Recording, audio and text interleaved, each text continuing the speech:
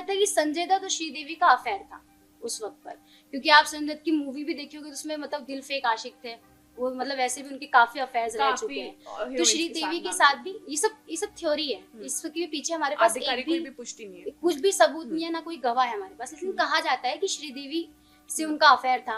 और because of Divya Bharti, Sridevi बहुत उस टाइम, दिव्या भारती के आने से पहले श्रीदेवी एक बहुत बड़ा नाम बन चुकी थी, तो जो डायरेक्टर श्रीदेवी को अफोर्ड नहीं कर सकते थे वो दिव्या भारती को अफोर्ड करते थे।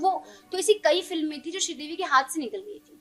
तो ऐसा कहा जाता है क्योंकि उससे श्रीदेवी बहुत परेशान थी, तो वो संजय से देखा नहीं गया, तो उन्होंने फिर ये भी कहा जाता है कि इसलिए भी उन्होंने मरवा दिया। तीसरा थ्योरी एक और आई थी कि मर्डर, ये बहुत बड़ा है कि क्यों एक ऐसा उभरता हुआ चेहरा, और क्या उस बच्ची से या उस टीनेज लड़की से किसको क्या दुश्मनी रही होगी या किसको क्या डर रहा होगा। ये जो मर्डर केस है इसमें दो लोगों का नाम सामने आता है, ठीक है, एक तो शिवसेना का नाम सामने आता है और एक आता है अंडरवर्ल्ड। क्योंकि संजय दत्त, एक ना दो नाम है, एक साजिद नाडियाडवाला, एक संजय दत्त। साजिद नाडियाडवाला का भी कहा जाता है, इतना कुछ प्रूफ नहीं है, लेकिन साजिद नाडियाडवाला का भी अंडरवर्ल्ड से कनेक्शन था, वो उनको फंडिंग करने वाले थे, कि ये नहीं थे अभी तक, करने वाले थे किसी फिल्म के लिए। और संजय दत्त का तो अंडरवर्ल्ड से काफी गहरा कनेक्शन है, ये हमने काफी बहुत केसेस भी आ चुके हैं। बॉम्बे बम ब्लास्ट जो हुआ था, मुंबई बम ब्लास्ट में 5 अप्रैल 1993 क्या हुआ उस दिन? ऐसा हुआ कि ऑटो स्टॉपर काम नहीं किया, फिर वो ऐसे जैसे बैठी तो वो पीछे ही चली गई, तो उसके बाद से वो नीचे गिरी और उनकी जो मेट थी वो काम कर रही थी, तो उन्होंने देखा, बहुत जोर चिल्लाई। फिर इनके जो दोनों दोस्त थे, नीता लुल्ला और श्याम लुल्ला, ये लोग भी उठ के गए। क्योंकि ये भी कहा जाता है कि वो जो बिल्डिंग है, जो खिड़की है, उसके नीचे ही सीधा पार्किंग एरिया थी। तो और वो भी रात का वक्त है, 11 बजे, ऐसा भी नहीं कि दोपहर था, सब ड्यूटी पे गए होंगे, ऑफिस गए होंगे, ऐसा कुछ नहीं था, रात का वक्त था, गाड़ियां वहां खड़ी होती थी। लेकिन क्यों उसी दिन एक भी गाड़ी, क्योंकि अगर गाड़ी होती वो गाड़ी पे गिरती तो शायद घायल होती, वो मरती नहीं। क्या हुआ, मतलब पुलिस की क्या स्टेटमेंट्स थी, क्या पुलिस ने कैसे, ये क्लोज है केस या अभी भी चल रहा है, क्या है? उन्होंने तो यही बोला था कि ये एक एक्सीडेंटल डेथ है, क्योंकि इसमें लास्ट में हमारे पास पुलिस के पास भी कोई पॉइंट था नहीं जिसपे वो प्रूफ दे। हाँ, तो लास्ट में यही उनका रिजल्ट था सामने कि एक्सीडेंटल डेथ है। पोस्टमार्टम रिपोर्ट में यही लिखा था कि ज्यादा मात्रा की शराब के चलते आगे। लेकिन पुलिस ने ये बात तब भी बोली थी कि अगर हमको जब भी इसके खिलाफ कुछ भी पॉइंट मिला, इनपुट मिला हमको, तो हम जरूर। हेलो गाइस, मैं सिमरन जैन और आप देख रहे हैं सैसी सिनेमा। हम एक नया सेगमेंट लेकर आए हैं आप सभी के लिए, द लॉ सुपरस्टार्स, और आज हमने इस सेगमेंट में बात करी है बॉलीवुड एक्ट्रेस दिव्या भारती के बारे में। अब आप दिव्या भारती के बारे में सब कुछ अगर जानना चाहते हैं तो इस पॉडकास्ट को ज़रूर देखिए, क्योंकि ये पॉडकास्ट बहुत ही ज़्यादा इंटरेस्टिंग होने वाला है, जहां हमने दिव्या भारती की जो अचानक हुई डेथ के बारे में काफ़ी सारी बातचीत की है। जो इस थ्योरी में, दिव्या भारती की जो डेथ की थ्योरी है, उसमें काफ़ी कुछ सामने आया था और बहुत ज़्यादा शॉकिंग आया था, जिसे सुनकर आप भी बहुत ज़्यादा हैरान हो जाएंगे। और हमने इसी पॉडकास्ट से पहले एक और पॉडकास्ट किया था परवीन बाबी के बारे में, जिनकी भी बहुत ही रहस्यमय तरीके से मौत हुई थी। अगर आप उनके बारे में भी जानना चाहते हैं तो हम उनका लिंक आपको इस डिस्क्रिप्शन में दे देंगे इस वीडियो के, तो आप ज़रूर जाइए। और अगर आप और भी ऐसे पॉडकास्ट सुनना चाहते हैं एक्टर्स के बारे में, तो उसका नाम भी आप कॉमेंट सेक्शन में हमें लिख के दे सकते हैं, हम उस पर भी चर्चा करेंगे। तब तक हमारे चैनल को देखते रहिए, शेयर करिए, सब्सक्राइब किए और लाइक कीजिए। Hello Meenakshi, hello Anjali. Hello. तो जैसे हम लोगों ने पिछले पॉडकास्ट में अपनी बात की थी बॉलीवुड एक्ट्रेस परवीन बाबी के बारे में, जिनकी बहुत ही रहस्यमय तरीके से मौत हुई, बहुत ज्यादा चर्चा हुई उनके बारे में तो सब कुछ जान लिया। लेकिन जब हम परवीन बाबी का जिक्र करते हैं तो हमारे जहन में एक और नाम जरूर आता है, वो है दिव्या भारती का, जिनका फिल्मी करियर बहुत छोटा रहा लेकिन ऐसा इम्पैक्टफुल रहा, ऐसा उनका ऑरा रहा कि आज भी लोग जब खूबसूरती के बारे में बात करते हैं या एक्टिंग के बारे में बात करते हैं तो उनका जिक्र जरूर होता है। तो मैं आपसे इसके बारे में जानना चाहती हूँ कि दिव्या भारती का फिल्मी करियर, उनकी पर्सनल लाइफ, उनका लव अफेयर कैसा था, क्या नहीं था उनकी जिंदगी में, और सब कुछ मैं उनके बारे में आपसे आज इन डिटेल अपनी ऑडियंस को भी वो भी जानना चाहेंगे और मैं भी जानना चाहूंगी। तो मैं अंजलि आपसे शुरुआत करती हूँ उसके बारे में कि कौन थी दिव्या भारती? देखिए, दिव्या भारती तो पहले एक बहुत बड़ी सुपरस्टार थी, लेकिन उनका ऐसे जन्म जो हुआ था 25 फरवरी 1974 मुंबई में हुआ था। और उनके पापा का नाम था ओम प्रकाश भारती, मम्मी का नाम था मीता भारती, और एक उनके भाई थे जिनका नाम था कुणाल भारती। अच्छा, वो मतलब उनकी कोई बहन नहीं थी? नहीं, केवल अच्छा। एक भाई और एक बहन, यही दोनों थे। वहां से हुई थी, और उनको बचपन से ही बहुत शौक था कि मेरे को मॉडलिंग करना है, बॉलीवुड में जाना है, इंडस्ट्री में जाना है, एंटरटेनमेंट इंडस्ट्री में ये सब काम करना है। तो उनका बिल्कुल भी पढ़ाई में मन ही नहीं था। वो बचपन से ही था कि उनको मॉडलिंग करनी है, बहुत जॉली वाली नेचर की थी। तो ऐसे उनकी स्टार्टिंग हुई, जर्नी शुरू होती है। अच्छा, तो मैं मीनाक्षी आपसे पूछूंगी कि ये तो उन्होंने बताया कि वो शुरू से ही बचपन से ही जॉली नेचर थी, लेकिन इंडस्ट्री में कैसे आई? वो स्कूल गोइंग चाइल्ड थी और अचानक से ऐसा क्या हुआ कि बॉलीवुड में जाना सबके लिए बहुत बड़ा सपना होता है, और वो तो स्कूल गोइंग मतलब लड़की थी, तो ऐसा क्या हुआ कि वो बॉलीवुड इंडस्ट्री में चली गई, या क्या उनका फिल्मी करियर रहा? देखिए, कुछ ये कोई अचानक नहीं था, क्योंकि वो हमेशा से, जैसे अंजलि ने आपको बताया कि हमेशा से ही वो पढ़ाई से दूर रही। मतलब उनको पढ़ाई के अलावा तुमको जो बोलना है करने को बोलते, वो सब करने को तैयार है। तो कोशिश उन्होंने बॉलीवुड से ही की थी कि मैं बॉलीवुड में काम करूंगी और ये करूंगी, लेकिन अनफॉर्चुनेटली, उसके बारे में आगे बात होगी कि बॉलीवुड का, पर अनफॉर्चुनेटली उनकी शुरुआत टॉलीवुड से हुई। अच्छा, वो पहले साउथ इंडस्ट्री हाँ, से पहले उन्होंने तमिल फिल्म की। तो उसका किस्सा ये है कि बॉलीवुड में काफी रिजेक्शंस मिले, उसकी डिटेल में हम आगे बात करेंगे। तो उससे वो काफी ज्यादा डिप्रेशन में चली गई थी, या कह दे कि काफी दुखी हो गई थी, क्योंकि 16 साल की बच्ची, मतलब इतनी समझ नहीं होती, इतनी सोसाइटी का, वो अपनी ही दुनिया में बच्चे रहते हैं अक्सर। तो वो काफी ज्यादा इम्पैक्ट हो गई थी। तो उनकी मम्मी ने डिसीजन लिया कि let's go for a vacation. तो वेकेशन पे जाती हैं, कश्मीर जाती हैं। प्लान तो वैसे 1 हफ्ते का था वेकेशन का, लेकिन होता कुछ ऐसा है कि सडनली उनको तमिल इंडस्ट्री से एक जाने माने डायरेक्टर का कॉल आता है। अच्छा। और वो चाहते हैं कि वो अपनी फिल्म में उनको साइन करें। तो डायरेक्टर का नाम था डी रामा नायडू। और वो उस वक्त के बहुत, आप भी उनकी काफी फिल्में जो नहीं भी फॉलो करते हैं वो भी उनका नाम जानते ही हैं। तो उनको बुलाया गया, वो वापस कश्मीर से आई, अपने घर आई, उन्होंने स्क्रिप्ट सुनाया उनको, स्क्रिप्ट अच्छी लगी। वो स्क्रिप्ट वाली बात भी नहीं, उनको तो इंडस्ट्री में आना था। भाई मेरे को पढ़ाई छुड़वा दो बस, कैसे भी कैसे करके मुझे इंडस्ट्री में आना है। तो वो उनका चलता रहा, बातचीत हुई, फिल्म साइन हुई। उनके साथ उनके अपोजिट में थे वेंकटेश, साउथ की तमिल इंडस्ट्री के स्पेशली जाने माने एक्टर। फिल्म अच्छी रही, और सोचिए उस वक्त में, मतलब 1990 में उस फिल्म के 3.5 करोड़ टिकट बिके थे। Oh my God. तो 3.5 करोड़ उस वक्त में, तो वो घुसती उन्होंने जो तमिल इंडस्ट्री में अपना जलवा बिखेरा। और हमेशा से उनको क्या बोलते हैं, श्रीदेवी का डुप्लीकेट भी कहा जाता था। और उसके बाद तो उनका करियर फिर साउथ में तो रुका ही नहीं। 1990 से लेके 1991 के बीच में उन्होंने, कहा जाता है कि 1 साल तक उन्होंने लगभग हाँ, काम किया। ऑलमोस्ट उन्होंने 20 फिल्में तो की ही है। फिर उनका ऐसा रहा कुछ साउथ का करियर। चलो, ये तो साउथ की बात हमें बताई मीनाक्षी ने। मैं बॉलीवुड की बात जानना चाहूंगी कि बॉलीवुड में कैसे अपनी धाक जमाई उस छोटी सी लड़की ने। देखिए, गोविंदा के एक भाई थे जिनका नाम था कृति कुमार। तो वो एक बहुत बड़े डायरेक्टर थे। तो ऐसा हुआ था कि वीडियो लाइब्रेरी में पहली बार उन्होंने दिव्या भारती को देखा था। और जब उन्होंने देखा था तभी उन्होंने डिसीजन ले लिया था कि मेरे को अपनी फिल्म में इसको लेना है, दिव्या भारती को। तो उन्होंने उनकी मम्मी से बात भी किया था इस फिल्म के लिए। लास्ट तक ये बातें पूरी फाइनल भी हो गई थी कि दिव्या भारती इस मूवी में आ रही हैं। लेकिन किसी रीजन की वजह से ऐसा हुआ कि लास्ट मोमेंट पे ही ये मूवी उनको नहीं मिला। तो वहां से इनकी मूवी, इस बॉलीवुड में कहानी शुरू होती है कि कृति कुमार वो करते हैं, वो अपनी मूवी में लेते हैं। उसके बाद से बोनी कपूर इनको फिल्म में शाइन करते हैं, जिस फिल्म का नाम रहता है प्रेम। अच्छा। तो और तीसरी इनको मौका मिलती है सुभाष घई की फिल्म। अच्छा, तीनों ही मिलती है, लेकिन तीनों ही फिल्म में इनका रिजेक्शन होता है, और वो भी एंड मोमेंट। तो ये सब टॉलीवुड में आने से पहले उनके साथ रिजेक्शन उन्होंने फेस किए। तो जैसे भी बोलते भी हैं कि कृति कुमार की जो फिल्म थी वो जूही को मिल गई, जूही चावला को। और बोनी कपूर की जो प्रेम थी वो तब्बू को मिल गई। और सुभाष घई की जो फिल्म थी वो मनीषा कोइराला को मिल गई। तो इससे वो ज्यादा डिप्रेशन में भी हो गई थी कि मतलब क्या है, क्यों नहीं मिल पा रहा है। 3 बार मेरे को मूवी ऑफर हो रहा है, लेकिन एंड मोमेंट पे ही रिजेक्शन हो जा रहा है। उसके बाद क्या होता है कि वो बहुत ज्यादा टेंशन में आ जाती हैं। तो उनकी मम्मी वेकेशन पे 1 हफ्ते के लिए लेके चली जाती हैं कश्मीर।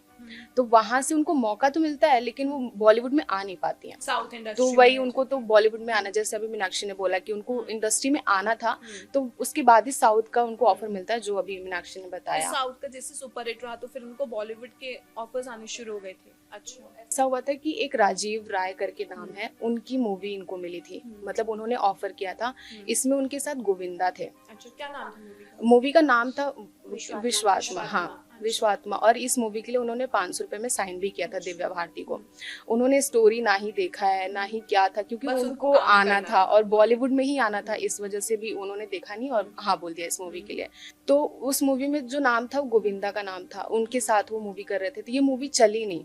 इस मूवी की गाना बहुत चला, जो एक है सात समुंदर पार, जो अभी भी बहुत सुनते हैं, हमारी मम्मियाँ बहुत सुनती हैं। चलता है ये तो गाना। आपका सात समुंदर तो पार। ये बहुत गाना, वहां से इनको नेम फेम मिला कि कौन सी एक्ट्रेस है और इतनी मतलब फेमस और हो रही जैसे है। वो श्रीदेवी की भी बहुत हाँ। हमशक्ल बहू लगती थी। उनको बोलते भी थे कि डुप्लीकेट है श्रीदेवी की, हाँ, ऐसे। उनकी आंखें सब बिल्कुल हाँ, ऐसे। वहां से इनकी बॉलीवुड की जर्नी शुरू अच्छा, होती है। मैं ये भी जानना चाहूंगी कि जैसे इंडियन पेरेंट्स होते हैं, वो जैसे जल्दी से ना इंडस्ट्री में कदम, बिकॉज उनको ऐसा लगता है कि बहुत चकाचौंध वाली तो इंडस्ट्री होती है, लेकिन बहुत ही मतलब थोड़ा सा होता है, डर रहता है कि इंडियन पेरेंट्स को कि नहीं इस इंडस्ट्री में जाएंगे तो शायद बच्चे के साथ कुछ गलत ना हो जाए या कोई गलत फायदा ना उठा जाए। तो फिर कैसे उनके पेरेंट्स सपोर्टिव थे इस मामले में या क्या था? मतलब देखेंगे ना कि उस दौर में, लेकिन आज के दौर में भी, लेकिन उस दौर में जितनी भी एक्ट्रेसेस आई हैं इंडस्ट्री में वो उसी एज में आई हैं।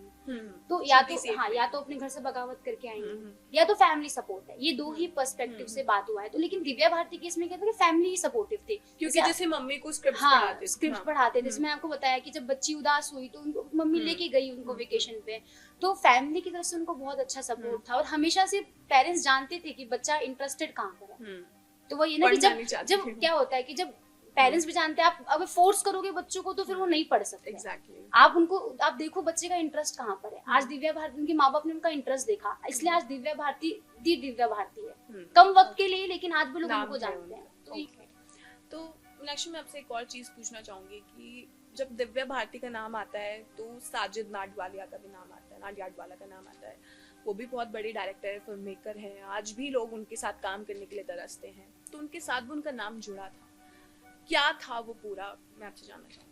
आप ये कह सकते हैं कि साजिद नाडियाडवाला उनकी लाइफ का एक टर्निंग पॉइंट रहा है। उनके करियर का, क्योंकि क्या कर रही थी वो अभी तक? क्या कर रही थी? फिल्में कर रही थी, साइन कर रही थी, फिल्में कर रही थी, हिट हो रहा था, फ्लॉप हो रहा था, बहुत फिल्में की। उस मतलब उस आई थिंक वो जो फिल्म है, जिस फिल्म के मैं आगे आपको बताऊंगी, उस फिल्म उससे पहले उन्होंने 11-12 फिल्में कर ली थी बॉलीवुड में। ठीक है, तो लेकिन साजिद नाडियाडवाला उनकी जिंदगी का एक टर्निंग पॉइंट था। 1992 में उन्होंने गोविंदा के साथ एक फिल्म साइन की थी, शोला और शबनम नाम था फिल्म का, बहुत हिट रही फिल्म। उसी की शूटिंग के दौरान Govinda and Sajid Nadiadwala was a very good friend. Okay. तो गोविंदा के थ्रू साजिद नाडियाडवाला और दिव्या भारती की मुलाकात होती है।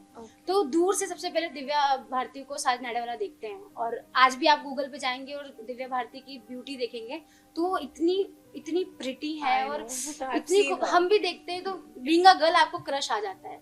ठीक है, तो वो हमेशा से, तो उनको दूर से देखा तो उनको बोलते हैं ना वन साइडेड लव जो होता है लोगों को, तो उनको वन साइड लव हो गया दिव्या भारती से। एंड देन कुछ वक्त बातचीत की, दोस्त बने, फिर उन्होंने उनको अप्रोच किया, उनको प्रपोज किया। एंड दिव्या भारती ने भी एक्सेप्ट कर लिया, क्योंकि वो भी कह दे टीनेज था, अट्रैक्शन था, लव था, इन्फेक्चुएशन था। हमको उस बारे में इन डिटेल हम कुछ नहीं कह सकते, लेकिन हाँ ऐसी उनकी कहानी शुरू हुई थी उनके साथ। फिर डेट किया, ज्यादा लंबे तक डेट नहीं किया उन्होंने। 1992 में ही उन्होंने शादी भी कर ली उनके साथ। अच्छा, मतलब थोड़े टाइम के लिए डेट किया, फिर उन्होंने शादी कर ली। और ऐसा भी कहा जाता है कि ही वाज ऑलरेडी मैरिड। अच्छा, he was married हाँ, marrying her. Divya Okay. Bharati. So the thing is कि अब ये था कि वो मुस्लिम थे, दिव्या भारती हिंदू थी। तो जब अप्रोच लेके गए भी थी फैमिली के पास, दिव्या भारती जब माँ के पास गई थी तो उन्होंने उनको बताया था कि बोला कि ऐसा ऐसा है, आई लव हिम और मैं उससे शादी करना चाहती हूँ। तो उनकी मम्मी ने बोला कि तुम अपने पापा को जाके बोलो, इफ ही इज रेडी तो हमको कोई दिक्कत नहीं है। तो उसने बोला कि पापा को नहीं बोलूंगी, आपको आना है तो आइए, हम कोर्ट मैरिज कर रहे हैं या घर में हम चुपके जो भी जिस तरह से उन्होंने शादी की। तो उन्हें मम्मी ने बोला पापा नहीं आएंगे तो मैं भी नहीं आऊंगी। तो फैमिली से उनकी शादी में कोई नहीं था, बिकॉज रिलीजन इश्यूज थे। तो 10 मई 1992 में उन्होंने शादी की। ठीक है, और वो मुस्लिम रीति रिवाज से पूरी शादी हुई। उसी तरह उन्होंने इस्लाम भी कबूला फिर और उनका भी- नाम कन्वर्ट हुआ सना नाडियाड वाला। ओके। तो दिव्या भारती से वो हो गई सना नाडियाड वाला। लेकिन इंडस्ट्री में दिव्या भारती के नाम हाँ से वो, जानते क्योंकि हैं लोग। कि आज भी आप देखेंगे कि कितनी एक्ट्रेसेस हैं जो एक टाइम पर इंडस्ट्री में बहुत फेमस थी, लेकिन आफ्टर मैरिज उनका करियर डाउन हो गया। अब वो चाहे अपनी इच्छा से डाउन हुआ है या लोगों को फिल्म, जैसे अनुष्का शर्मा है, अब चाहे वो खुद की मर्जी से हुई है या खुद कुछ की भी है, मर्जी लेकिन है, अब उनकी हाँ, फिल्में आफ्टर बेबीज और वो सब बंद हो गया, तो वो उस वक्त भी था। तो इस डर से आई थिंक 4-5 महीना तो इस शादी को छुपाया गया था ओके। कि कहीं उनके करियर पे ना इफेक्ट आए। लेकिन बाद में उन्होंने अपनी फैमिली को बताया, सब बताया, पब्लिकली हुआ कि हाँ दोनों ने दूसरे शादी कर ली है। अच्छा। तो इस तरीके से फिर उन्होंने अपना मतलब कास्ट भी कन्वर्ट कर लिया था। ओके। तो जैसे इस्लाम धर्म उन्होंने अपनाया, तो क्या उनको, मैंने ऐसा सुना है, मतलब मैं आपसे और इन डिटेल जानना चाहूंगी कि उसकी वजह से उनको काफी ज्यादा धमकियां भी मिल रही थी। क्या मिली थी, काफी केसेस भी उन्होंने फाइल करवाए थे इस बारे में, क्योंकि मतलब कि मुझे धमकियां मिल रही हैं। किसकी तरफ से मिल रही थी धमकियां? शिवसेना की तरफ से उनको धमकियां मिल रही थी। ये सारी बात आगे उठ के तब आई जब उनकी मौत हो गई थी, जब जांच हुए और सारी जितनी भी हाँ जी। उस बेसिस पे जो भी जांच पड़ताल हुई तब वहां पर आई। उस बारे में डिटेल आगे भी इस बारे में बात करेंगे। तो अब मैं उस डेट के बारे में आपसे बात करना चाहूंगी, 5 अप्रैल 1993। क्या हुआ उस दिन? देखिए उस दिन क्या हुआ था ना, अब वो एक मूवी करने वाली थी जिसके लिए वो बात भी कर रही थी, और उनकी एक बहुत कॉस्ट्यूम डिजाइनर है जो बहुत फेमस है, उनका नाम है नीता लूला। बहुत आज उनके भी वो काफी हाँ बहुत ज्यादा ऐसे बोलते भी कि वो दोनों बहुत अच्छे दोस्त थे, एज अ बेस्ट फ्रेंड थे वो दोनों। उनकी सारी मूवी में वो उनका ड्रेस कॉस्ट्यूम करती ही थी हर, हाँ। तो उस मूवी को लेके ही बात हो रही थी, और रिसेंट में ही उन्होंने एक फ्लैट खरीदा था मुंबई में, जो ऐसे बोलते उस मूवी का, सॉरी उस फ्लैट का नाम भी था नेपच्यून टावर था, नेपच्यून बांद्रा था, वेस्ट हाँ। में। अच्छा, अब वो रहती कहाँ पे थी? मैं इस बारे में भी जानना पहले वो जो साजिद नाडियाड वाले ने जब शादी की थी, तो उन्होंने ये तो वो जैसा भी मीनाक्षी ने बताया कि वो पहले से ही छुपा के रखा गया था शादी को, तो उन्होंने एक फ्लैट भी दिया था रहने के लिए, तुलसी अपार्टमेंट। तो वो उसी में रहती थी पहले। तो वो उनका खुद का खरीदा नहीं। रेंटेड था? हम्म। अच्छा। तो वहां से उसके बाद से इन्होंने एक फ्लैट खुद का खरीदा, तो उसकी पार्टी कर रही थी, और इनको एक मूवी के लिए जाना भी था 6 अप्रैल को। 5 को ही जाना था, लेकिन उन्होंने पोस्टपोन करके 6 का डेट कर दिया, क्योंकि वो बहुत ज्यादा खुश थी, एंजॉय करना था अपने दोस्तों के साथ कि मैंने एक नया फ्लैट पहली बार लिया है। वो तो कितने, मतलब कैसा बड़ा 4 था? BHK फ्लैट था वो, ओके, काफी बड़ा। हाँ बहुत। तो उसके बाद से ऐसा हुआ कि उस पार्टी के लिए इन्होंने बुलाया वही नीता लुल्ला और श्याम लुल्ला, उनके जो हस्बैंड हैं, और उनकी एक मेट थी जो अमृता कुमारी नाम था उनका। अच्छा। तो ये लोग अपना पार्टी एंजॉय कर रहे थे, और ये पार्टी जो शुरू हुआ था ये 10 बजे रात से लेके 11:30 बजे तक ऑलमोस्ट चला था। हाँ ऐसा बोलते हैं, मतलब डेट उतना टाइम नहीं है, बट 11:30 बजे तक चला था।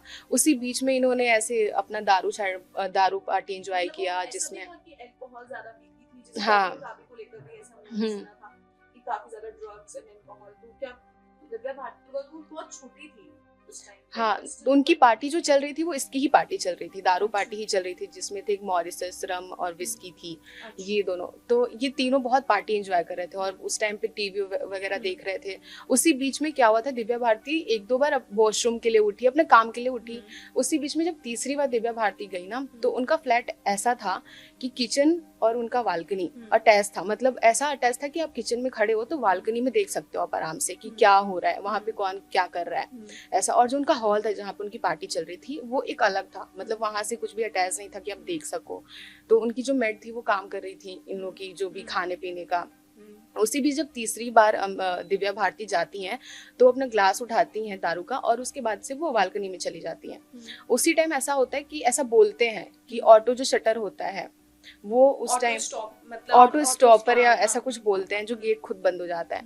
तो ऐसा उस टाइम हुआ था कि उसका कुछ प्रॉब्लम था जो उस टाइम पे काम नहीं कर रहा था, ऑटो स्टॉपर। हाँ, और ऐसे भी बोलते हैं कि उस बालकनी में बिल्कुल भी ग्रिल नहीं लगा हुआ था।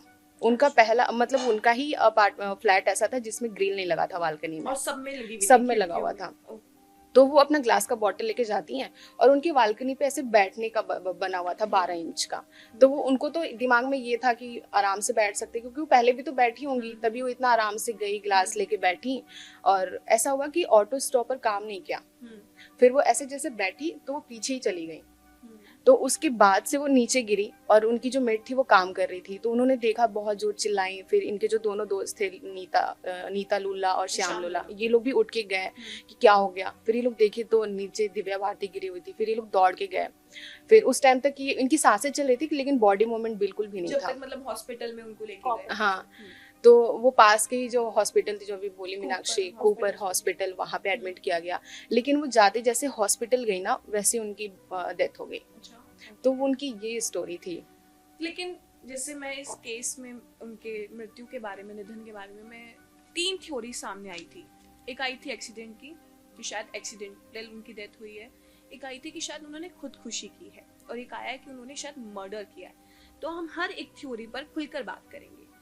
मैं मीनाक्षी आपसे पूछना चाहूंगी कि एक्सीडेंटल डेथ क्यों बोला गया? एक्सीडेंटल डेथ का मतलब पूरी जो दुर्घटना थी, जो मतलब वहाँ की जो उनके मेड ने सुनाया, और जो नीता लुला और श्याम लुला ने जो भी स्टोरी बताई, तो उस बेसिस पे उसको एक्सीडेंटल डेथ घोषित किया गया कि वही नशे में थी, खुद को संभाल नहीं पाई, गिर गई और डेथ हो गया उनका। और वही उनकी पोस्टमार्टम रिपोर्ट में भी यही लिखा गया है कि ज्यादा मात्रा में उन्होंने शराब पी ली, जिससे उनको खुद को संभाल नहीं पाई, और वो अपना बैलेंस खोई, ऑटो स्टॉपर हाँ, भी नहीं था, और उन्होंने वो बैलेंस खोई और वो गिर गई।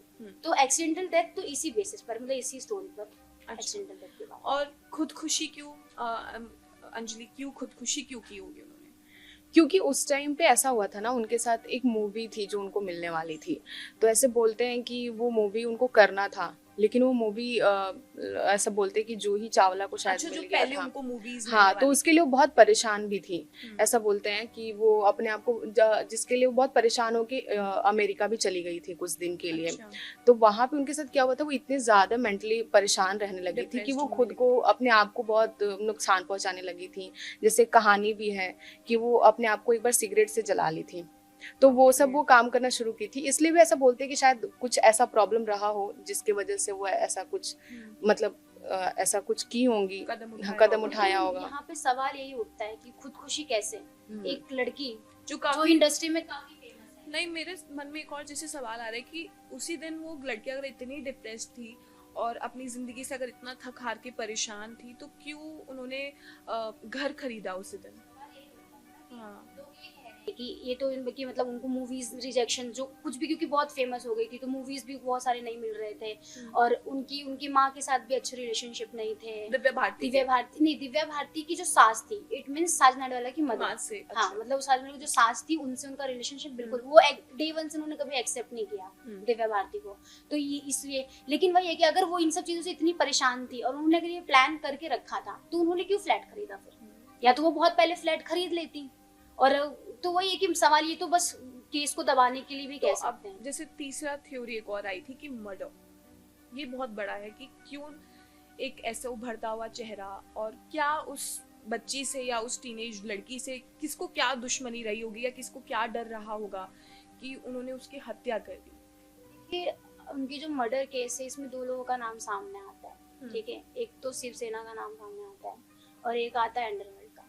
अच्छा। ठीक है, कि या इन दोनों ने ही कुछ करवाया है। शिवसेना की बात करें तो उसमें ये था कि मैंने आपको पहले बताया कि उन्होंने अपना धर्म परिवर्तन कर लिया था, और क्योंकि तो आपने नाम अपना दिव्या भारती की उस पे कमाया, आप इतनी फेमस हुई एज अ दिव्या भारती, फिर आपने धर्म परिवर्तन कर लिया, तो वो शिवसेना को कबूल नहीं हुआ। तो ऐसा कहा जाता है कि उनको बहुत थ्रेट मिले, लेकिन उन्होंने फिर वापस ये भी कहा गया था कि आप अपना हिंदू धर्म वापस एक्सेप्ट कर लो, हम कुछ नहीं बोलेंगे, लेकिन उन्होंने ऐसा कुछ नहीं किया। ठीक है, तो वो कहा जाता है कि शिवसेना ने मरवाया है। या फिर ऐसा भी है कि अंडरवर्ल्ड, क्योंकि संजय दत्त, एक ना 2 नाम है, एक साजिद नाडियाडवाला, एक संजय दत्त। साजिद नाडियाडवाला का भी कहा जाता है, इतना कुछ प्रूफ नहीं है, लेकिन साजिद नाडियाडवाला का भी अंडरवर्ल्ड से कनेक्शन था। वो उनको फंडिंग करने वाले थे, किए नहीं थे अभी तक, करने वाले थे किसी फिल्म के लिए। और संजय दत्त का तो अंडरवर्ल्ड से काफी गहरा कनेक्शन है। ये हमने काफी बहुत केसेस भी आ चुके हैं, बॉम्बे बम ब्लास्ट जो हुआ था, मुंबई बम ब्लास्ट में।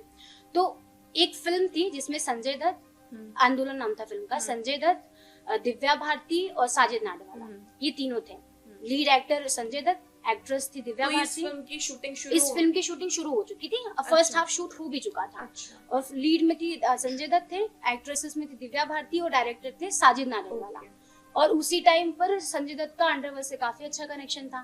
ठीक है, तो साजिद नाडियाडवाला और उस कनेक्शन बना रहे थे, तो कुछ ऐसी बातचीत उन दोनों के बीच में हुई। इसमें बहुत सारी थ्योरीज हैं। ठीक है, पहली बात ये है कि उन दोनों के बीच में कुछ बातचीत हुई। ठीक है, जो ऐसा कहा जाता है कि उसका की पॉइंट दिव्या भारती को मिल चुका था। और उनको इस बात का डर था कि अगर जांच पड़ताल हुई तो दिव्या भारती एक बहुत बड़ा विटनेस बेसिकली साबित हो दिव्या सकती है। भारती के पास एक टिप थी संजय दत्त के खिलाफ। ओके, एक ये हो गया कि बॉम्बे बम ब्लास्ट, एक ये कहा जाता है कि संजय दत्त और श्रीदेवी का अफेयर था उस वक्त पर, क्योंकि आप संजय दत्त की मूवी भी देखी होगी तो उसमें मतलब दिल फेक आशिक थे वो, मतलब वैसे भी उनके काफी अफेयर्स रह चुके हैं। तो श्रीदेवी के साथ भी ये सब थ्योरी है, इसके पीछे हमारे पास आधिकारिक एक कोई भी भी पुष्टि नहीं है। कुछ भी सबूत नहीं है, ना कोई गवाह है हमारे पास, लेकिन कहा जाता है कि श्रीदेवी से उनका अफेयर था।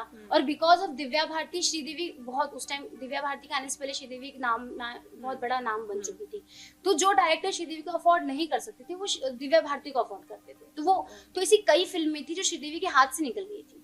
तो ऐसा कहा जाता है क्योंकि उससे श्रीदेवी बहुत परेशान थी, तो वो संजय से देखा नहीं गया, तो उन्होंने फिर ये भी कहा जाता है कि इसलिए भी उन्होंने मरवा दिया।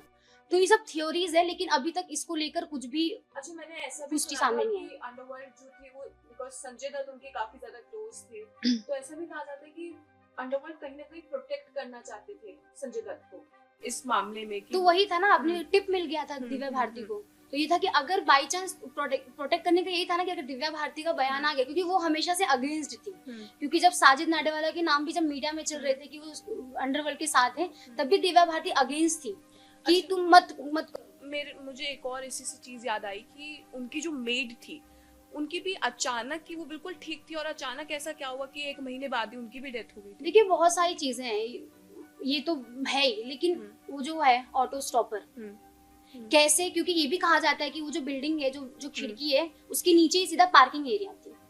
तो और वो भी रात का वक्त है, 11 बजे, ऐसा भी नहीं कि दोपहर था, सब ड्यूटी पे गए होंगे, ऑफिस गए होंगे, ऐसा कुछ नहीं था।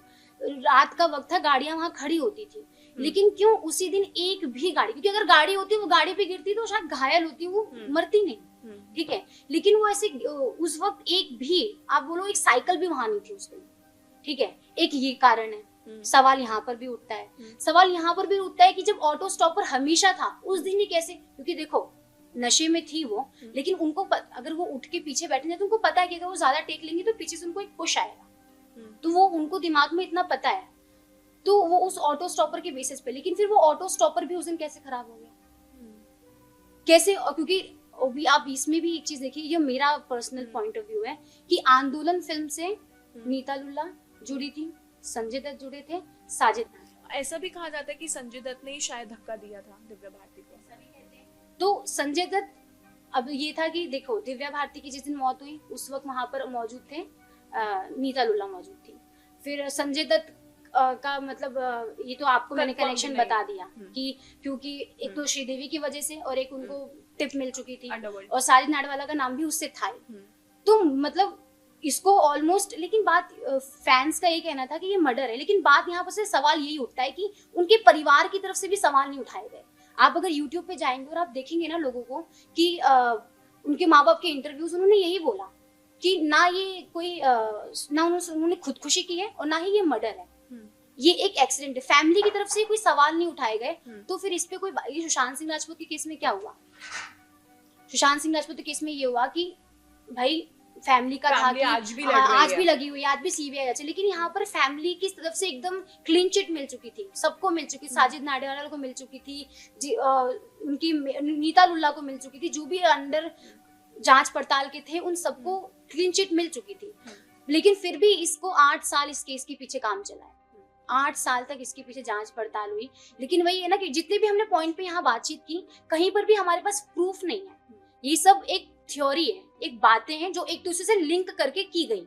अच्छा, मैं आपसे एक और बारे में बात करना चाहूंगी, इसलिए कि ऐसा भी कहा जाता है कि जब ये सब कुछ हुआ और कहीं ना कहीं संजय दत्त का भी जब नाम सामने आने लगा और तब जैसे फिल्म आंदोलन की शूटिंग होने वाली थी साजिद नाडवाला के साथ, लेकिन ऐसा कहते हैं कि साजिद ने जब दिव्या भारती की जब मौत हुई तो उसके बाद उन्होंने कभी भी संजय दत्त के साथ काम नहीं किया, ये 24 साल तक। हाँ। फिर उसके बाद वो कलंक में आए, तो ये भी तो एक बड़ा पॉइंट उठता है ना कि आप जब एक फिल्म बनाने वाले थे और आप सब कुछ करने वाले थे और अचानक दिव्या भारती की मौत के बाद ऐसा क्या हुआ कि साजिद ने बिल्कुल रिश्ता तोड़ दिया संजय दत्त के साथ। सही बात है, ये ऐसा भी हुआ प्रूफ था। है, ये भी आप कह दो कि ये भी प्रूफ है कि अभी तक आप फिल्म कर रहे थे और आप अब फिल्म नहीं कर रहे हो, तो it means Sanjay Dutt involve थे उनकी मौत में। ये एक बहुत बड़ा पॉइंट है कि क्यों उसी उनकी मौत के बाद ही ऐसा, और कोई एक्टर के साथ नहीं, वाई तो बाद संजय में दत्त। क्या हुआ, मतलब पुलिस की क्या स्टेटमेंट्स थी, क्या पुलिस ने कैसे, ये क्लोज है केस या अभी भी चल रहा है, क्या है इसका? उन्होंने तो यही बोला था कि ये एक एक्सीडेंटल डेथ है, क्योंकि इसमें लास्ट में हमारे पास वो पुलिस के पास भी कोई पॉइंट था नहीं जिसपे वो प्रूफ दे। कर पाए हाँ, खुशी है तो या लास्ट में वगैरह? यही उनका रिजल्ट था सामने कि एक्सीडेंटल उन्होंने डेथ है। शराब पी। पोस्टमार्टम रिपोर्ट में यही लिखा था कि ज्यादा मात्रा की शराब के चलते तो आज ये क्लोज है केस आगे, लेकिन पुलिस ने ये बात तब भी बोली थी कि अगर हमको जब भी इसके खिलाफ कुछ भी पॉइंट Input मिला, मिलेगा। इनपुट मिला हमको, तो हम जरूर इस पे जांच करेंगे। लेकिन इसमें एक दिलचस्प कहानी ये है कि उनकी माँ ने एक इंटरव्यू में बताया था, काफी इमोशनल भी है, कि एक बार मतलब जब उनकी मौत हो गई उसके बाद उनकी माँ ने बताया कि सपने में आया करती थी दिव्या भारती उनकी मम्मी के, ठीक है। वो बताती कि जब उनको जल्दी उठना होता था ना, जैसे उनको जल्दी उठना है, उन्होंने अलार्म नहीं लगाया, तो बताती कि दिव्या भारती आती थी और उनको सपने में जगाती थी कि मम्मी उठ जाओ, आपको जल्दी उठना है। इसके अलावा इंटरेस्टिंग बात ये है कि वो साजिद नाडियाडवाला की जो वाइफ थी, I don't remember the name, but जो उनकी वाइफ थी उनके सपने में भी वो आई है, दिव्या भारती। उन्होंने भी पहले तो ये बात दिव्या भारती की मदर ने बताया था कि मुझे साजिद नाडियाडवाला की वाइफ ने बताया कि सपनों में देखती थी, लेकिन बाद में खुद उनकी वाइफ ने आके ये स्टेटमेंट दिया था कि मेरे सपने में दिव्या भारती बहुत बार आ चुकी है, पर 5-6 साल तक ही चलता रहा, उसके बाद फिर वो कभी उनके सपने में नहीं आई। थैंक यू, आप लोगों ने दिव्या भारती के बारे में हमें काफी सारी चीजें बताई, और कहीं ना कहीं हम लोगों ने एक नामी चेहरा, एक उभरता हुआ चेहरा खो दिया, जिसकी वजह से भी खोया हो या शायद उनकी गलती की वजह से खोया हो, क्या हो यहाँ से। तो थैंक यू सो मच, आप लोग इस पॉडकास्ट में आए और हम लोग फिर से आपसे जुड़ेंगे। Thank और you so much ऐसे for हम having लोग us. और भी एक्ट्रेसेस के बारे में, एक्टर्स के बारे में हम लोग बात करेंगे जो इस इंडस्ट्री से अचानक गायब हो गए और जिन्होंने अपने टाइम में बहुत ज्यादा फेम कमाया, बहुत पैसा कमाया, लेकिन आज भी उनके बारे में चर्चा होती है और लोग जानना चाहते हैं कि उनके साथ क्या हुआ।